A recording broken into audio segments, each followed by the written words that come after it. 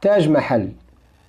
يعد تاج محل أحد أكثر المعالم الأثرية شهرة في العالم، فهو ضريح مغولي يوجد في شرق مدينة أغرة الواقعة في ولاية أوتار برديش الغربية في شمال الهند.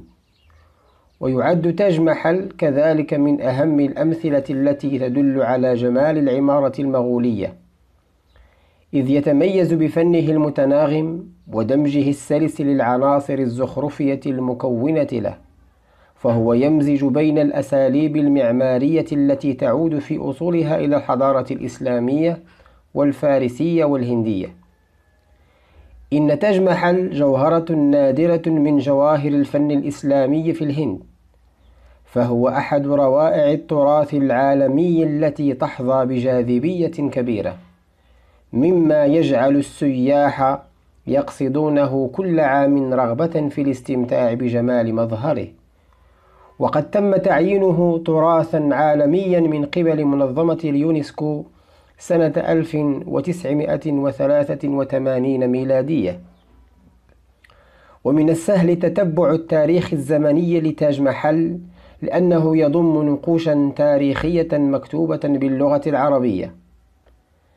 تم بناء تاج محل على يد الإمبراطور المغولي شاه جهان، الذي حكم الهند بين سنة 1628 ميلادية وسنة 1658 ميلادية، تخليدا لذكرى زوجته الراحلة ممتاز محل التي أحبها حبا شديدا.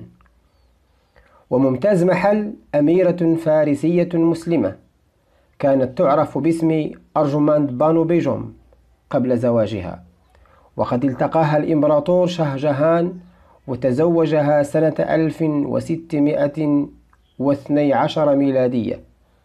وعلى الرغم من أنها الزوجة الثالثة، فإنه فضلها على زوجتيه الأخريين بسبب قوة شخصيتها وتواضعها وجمالها، وقد كانت ترافقه في رحلاته جميعها.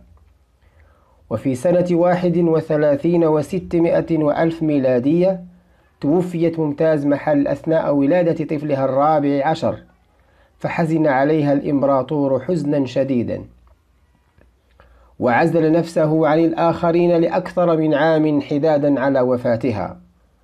بعدها بدأ في بناء النصب التذكاري تاج محل تكريما لحبه لها، وقد قام باختيار موقع مناسب للنصب بحيث يستطيع رؤية قبر زوجته مباشرة من قصره.